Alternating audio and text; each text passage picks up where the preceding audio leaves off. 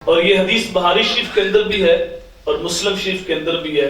میرے حضور نے ارشاد فرمایا من رآنی فی المنام فقد رآنی، فرمایا جس نے مجھے خواب میں دیکھا اس نے مجھے ہی دیکھا. سبحان اللہ. ولا یتمثل شیطان بھی، شیطان کے اندر ہمت کہاں کہ وہ خواب میں آ کے میری مثل ہونے کا دعویٰ کرے. سبحان اللہ. دوسری بات، اللہ کے نبی جب کسی کے خواب میں تشریف لاتے ہیں تو حضور اپنی مرضی، قصد اور ارادے کے ساتھ آتے ہیں.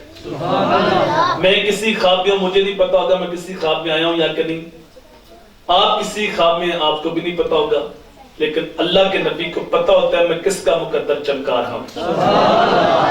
تیسری بات، اللہ کے نبی اگر کوئی چیز کسی کو خواب میں عطا کر دیں تو یہ بعض خواب نہیں ہوتا بلکہ حقیقت ہوتی ہے. میں کوئی چیز خواب میں دوں یا لوں وہ بعض خواب ہے. آپ نے کسی شخص سے قرضہ لینا ہو اور وہ خواب کے اندر آ کے پیسے دے جائے تو کیا صبح کھاتے سے نام کاٹ دو؟ خواب ہے نا، خواب بعض خواب ہوتا ہے میرے بھائی. لیکن اگر میرے نبی کو کسی کو چیز خواب میں دے دیں تو پھر صرف خواب نہیں ہوتا بلکہ حقیقت ہوتی ہے. یہ قصیدہ پڑھتے ہیں مولا صلی اللہ علیہ وسلم دائماً ابدا. اس کا نام کیا ہے قصیدہ؟ بولیے کیا نام ہے؟ اردو کہتے ہیں چادر کو، چادر والا قصیدہ. یہ نام کیوں پڑا؟ یہ امام شرف الدین بصیری عربی شاعر تھے، قصیدے لکھتے بادشاہوں کے، نوابوں کے، اور ان سے انعام حاصل کرتے. ان کو ہو گیا فالج، علاج معالجہ کیا لیکن آرام نہ آیا. ایک دن سوچا کہ دنیا کے لیے سب کچھ لکھا ہے، کچھ آخرت کے لیے بھی لکھوں. دنیا داروں سے انعام حاصل کیا ہے، کیوں نہ نبیوں کے سلطان سے بھی نام حاصل کر. عربی کے اندر لمبی نعت لکھی، نعت لکھتے لکھتے سو گئے، سر کی آنکھیں بند ہوئیں، دل کی آنکھیں کھل گئیں. میرے نبی نے کرم کرتے ہوئے خواب کے اندر آ کے حضور نے قصیدہ سنا. یہ قصیدہ پڑھ رہے تھے، اللہ کے نبی خوش ہو رہے تھے. جب نعت مکمل ہوئی تو میرے حضور نے کندھے سے چادر اتاری، کہا تو نے میری نعت لکھی ہے، میری طرف سے تحفہ رکھ لے. اللہ اکبر. پھر حضور نے اپنا دست شفقت، دست برکت، دست قدرت، دست رحمت، دست شفا بصیری کے بدن پہ پھیرا. جب آنکھ کھلی تو فالج کا نام و نشان بھی نہیں. اور جو چادر میرے حضور نے خواب میں عطا کی تھی بصیری کے پاس پڑی ہوئی تھی. کہتے ایک عرصہ ہوا تھا چادر پہ لیٹا تھا، میرا جی چاہا کہ چہل قدمی کروں، بازار جاؤں. چادر کی بکل مار لی، بازار چلا گیا. وہاں ایک درویش، ایک بابا ملا.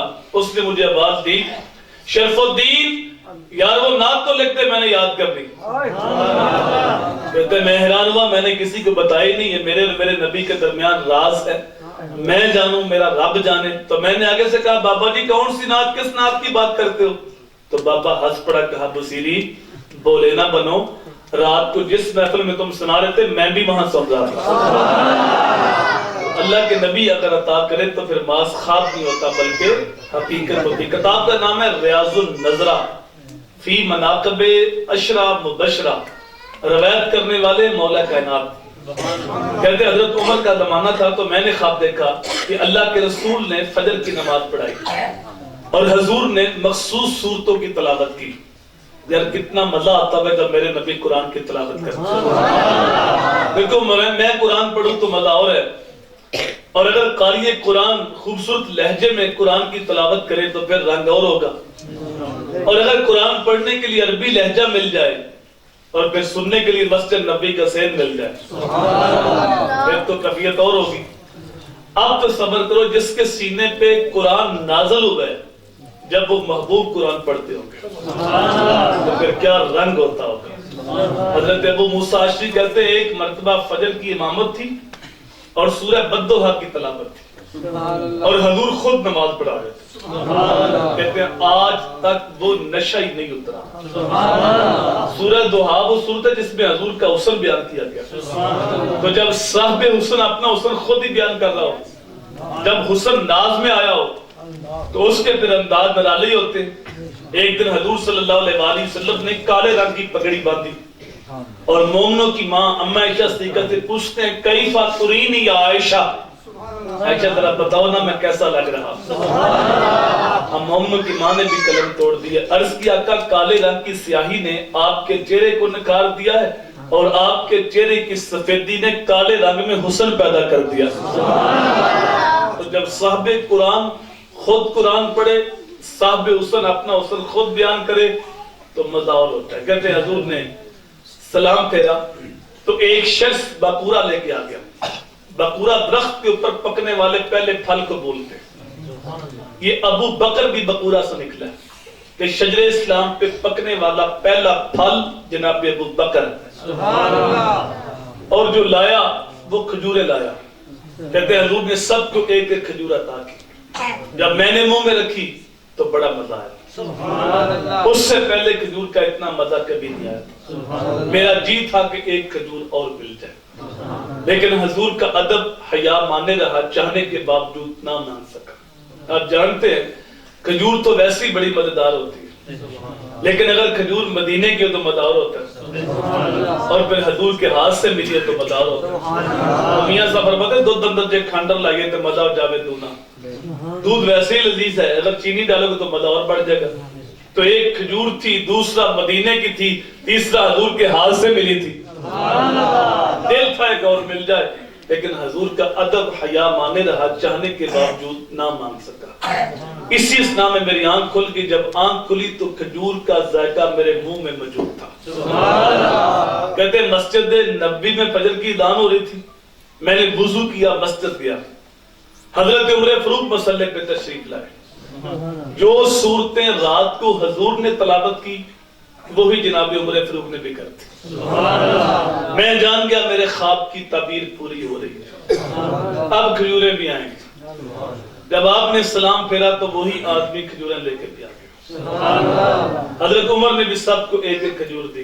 جب میں نے منہ میں رکھی تو رات والا مزہ آ گیا. اب حضور سے تو میرا ادب تھا، حیا تھا، چاہنے کے باوجود نہ مانگ سکا. لیکن جناب عمر سے میری دوستی تھی، یارانہ تھا. میں نے کہا عمر ایک نہیں یار، مجھے تو دو چاہیے. آپ نے میری طرف دیکھا اور پھر ہنس کے فرمایا علی اگر رات کو حضور نے دو دی ہوتی تو میں بھی دو ہی دیتا. اللہ کے نبی اگر عطا کر دیں تو پھر ماس خواب نہیں ہوتا بلکہ حقیقت ہوتی ہے.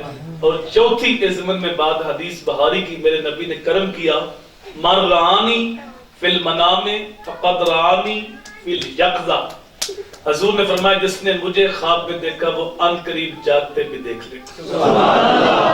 علماء فرماتے ہیں اگر ساری زندگی اس کی یہ آرزو پوری نہ بھی ہوئی تو جب مرے گا تو روح محبوب سامنے ہوگا. ایسی موت تو کروڑ بار بھی ہیں تو مرنے کو تیار ہے. سوکھا نکلے ساز غوری دے ویخ لمحہ مکھ تیرا، مزہ مرندہ سردار ان جاؤندا میت یار دے بوئے تے پئی ہو گئے.